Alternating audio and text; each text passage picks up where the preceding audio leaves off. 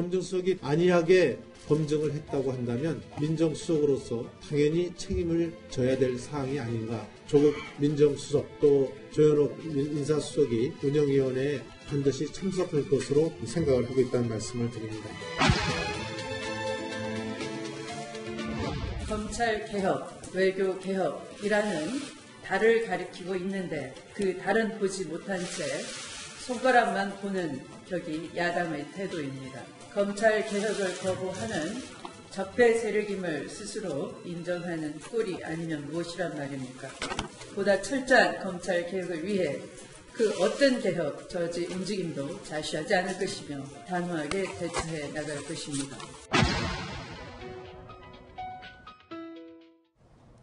안경환 전 법무부 장관 후보자의 낙마를 두고 야당에서는요, 검증 미숙. 자, 여당에서는 이 검찰 개혁을 막는 적폐 세력 이런 식으로 아주 치열하게 주장을 하고 있습니다.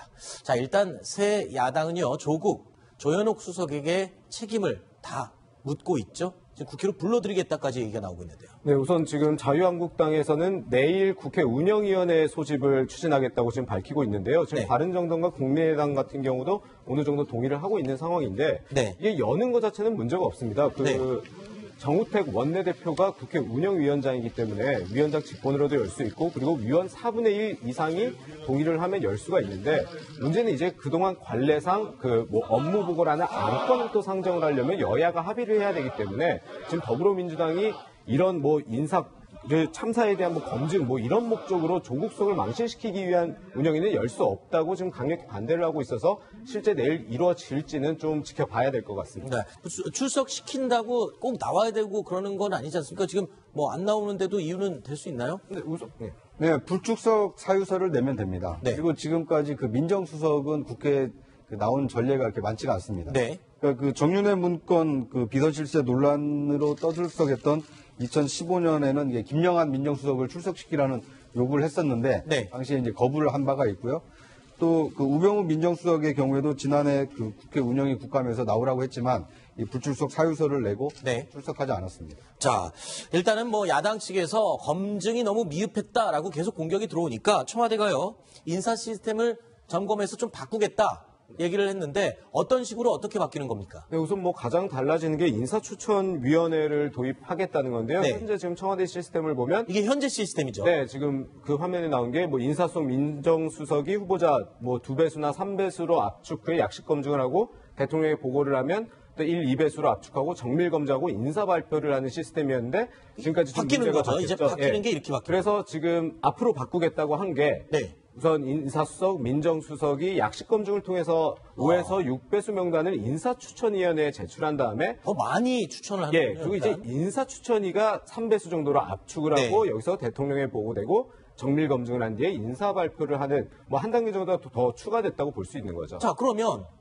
여기 보시면 인사추천위가 굉장히 중요한 역할을 하게 될 것 같은데 그럼 인사추천위원은 어떤 사람들이 여기 들어가게 되는 겁니까? 이제 구체적으로 명단까지는 발표를 하지 않았는데요. 네. 인사추천위원회에는 임종석 비서실장, 네. 그다음에 장하성 정책실장, 그다음에 이제 추천 권한을 행사하는 조현욱 인사수석, 그다음에 검증을 담당하는 이 조국 민정수석, 그리고 윤영찬 국민소통수석처럼 그러니까 청와대 내에 있는 실장과 수석 중심으로 인사추천위원회가 꾸려질 것으로 보입니다. 네. 그런데 이런 인사추천위원회는요, 박근혜 정부에서도 있었습니다.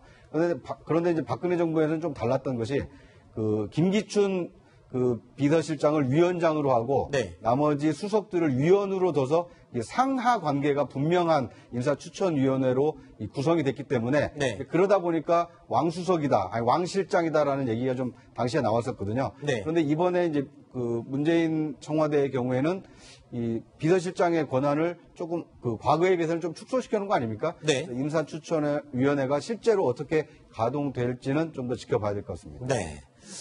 자, 안경환 법무부 장관 전 후보자가 이 자진 사퇴를 하게 됐던 결정적 요인이 혼인 무효 소송이었습니다. 그런데 이 문제를 제일 먼저 제기했던 주광덕 의원이요, 오늘 기자회견을 열었습니다. 이유는요, 판결문 입수를 과연 어떻게 한 것이냐라고 주변에서 의혹을 제기했기 때문인데요. 뭐라고 설명을 했는지 들어보시죠.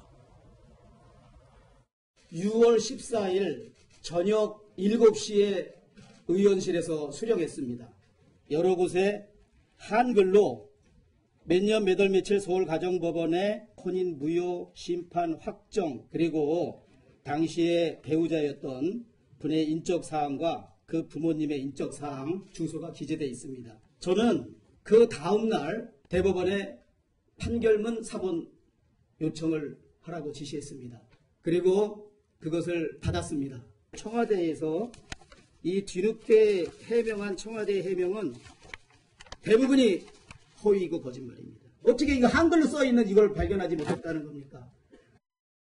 자, 주광덕 의원은 지금 정식 자료 요청을 해서 받은 거다라고 얘기를 하는데, 그러면서 아니, 청와대는 이 자료를 보고도 이걸 발견 못했다는 거는 지금 거짓말하고 있는 거 아니냐? 그런데 누구 말이 맞는 겁니까? 그러니까 일단 청와대에서는 또 해명하는 게 뭐냐면 주광덕 의원이 가지고 있는 자료라는 게 재적등본과 관련된 것들인데 네. 그 부분은 안경환 전 후보자로부터 청와대에서 받을 때는 없었던 거고 안경환 전 후보자가 따로 다른 목적으로 냈었기 때문에 포함이 된 거라는 거고요. 네. 지금 문제가 되고 있는 판결문 같은 경우에는 사실 가사 판결문이 일반적으로 쉽게 얻을 수 있는 건 아닌데 어쨌든 주광덕 지금 의원 같은 경우는 대법원은 그러니까 법원행정처를 통해서 받았다고 하고 있고 계시고 거기 자료에 있는 것들을 중에서 본인은 뭐 신상 정보 같은 걸 지운 다음에 공개했기 때문에 문제가 안 된다고 하는데 여전히 또 이제 법조계에서는 일반적으로도 그렇게 받았다고 하더라도 애초에 줄 때부터 신상 정보는 지우고 주도록 돼 있거든요. 네. 근데 그게 안 지워진 채로 받았다라면 이건 법원행정처가 혹시 실수한 게 아니냐, 뭔가 좀 확실하지 않은 게 아닌가라는 부분이 있어서 이 부분은 사실은 법원행정처에서 어느 정도 어떤 과정을 거쳐서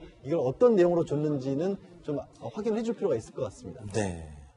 판결문은 쉽게 신청해서 볼 수 있는 그런 내용 아닌가요? 그러니까 일단 당사자하고 사건 번호라는 걸 알아야 하고요. 네. 그렇게 알더라도 이제 개인정보이기 때문에 네. 그래서 제 이름이 있으면 이거를 다 세모 표시를 해서 다 바꾼다든가 이런 식으로 바꿔서 이렇게 주도록 하고 있습니다. 그렇군요.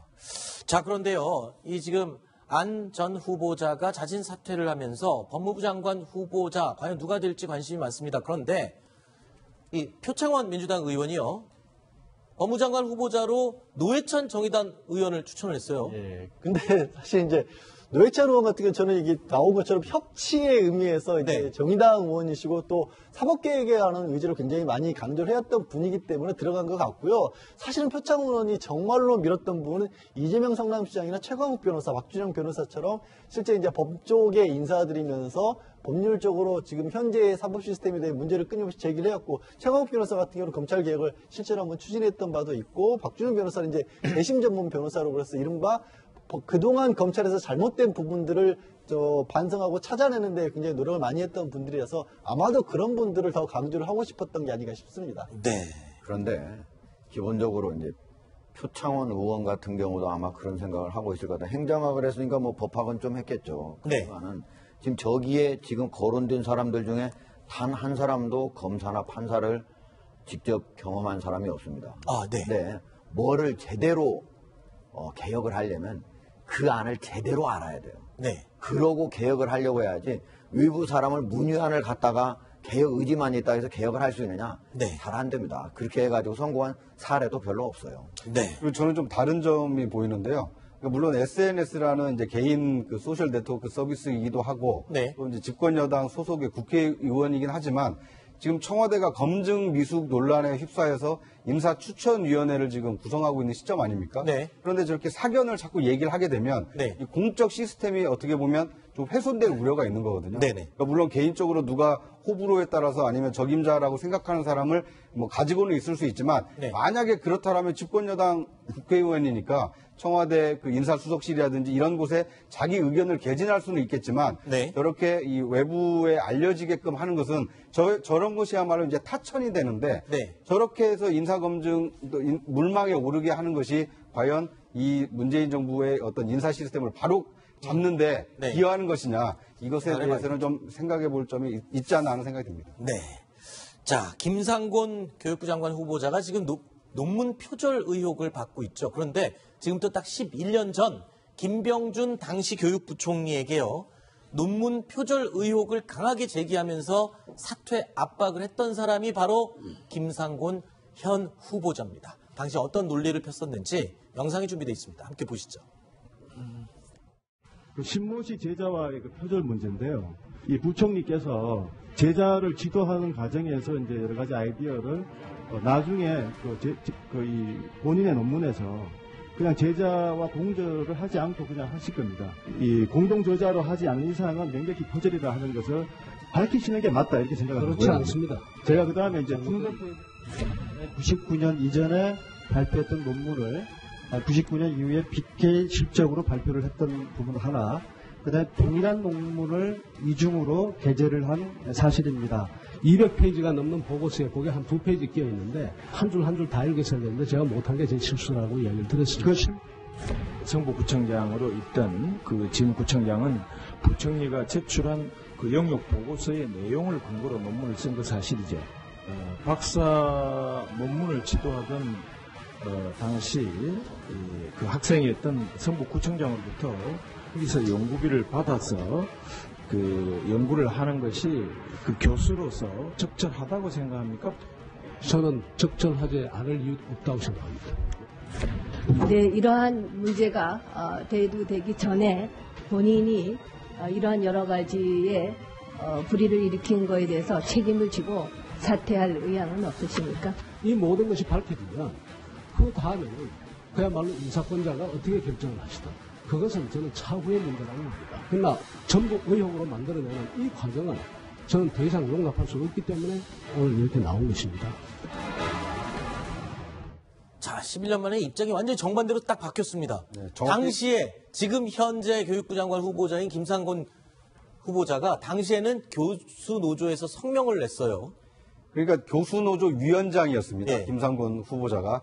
그때 교수노조의 성명이 뭐였냐면 상당한 연구비가 걸린 과제를 제목까지 바꿔가며 보고한 것이 제자의 단순한 실수였다는 해명을 믿을 수가 없다. 네. 김 부총리는 자격을 상실한 상태다라고 하면서 이 사실상 사퇴를 촉구를 했었거든요. 네. 그런데 이제 10년 만에 이 김상곤 교육부 장관 후보자가 이제 이 논문 표절 논란에 휩싸여서 네. 야당으로부터 이렇게 집중 공격을 받고 있습니다. 근데 지금 야당에서는 김상곤 후보자의 청문회에 증인으로 김병준 전 교육부총리를 지금 신청을 했어요. 이렇게 되면은 와 정말 이거 어떻게 되는 겁니까? 입장이 정말 정반대여도 너무 바뀐 건데. 네, 일단 지금 야당은 모두 그 인사청문회 증인으로 채택하는 문제에 대해서 동의를 하고 있는데요. 네. 일단 오늘 그 김상곤 교육부 장관 후보자 청문회에 대해서 논의를 하려고 교육문화과학기술위원회를 열려고 했는데 일단 오늘은 좀 취소가 회의가 됐고 일단 내일 오후에 지금 회의가 예정이 돼 있어서 내일 꽤 격렬하게 다툼이 있을 것 같고요. 네. 일단 김병준 전 교육부총리 같은 경우에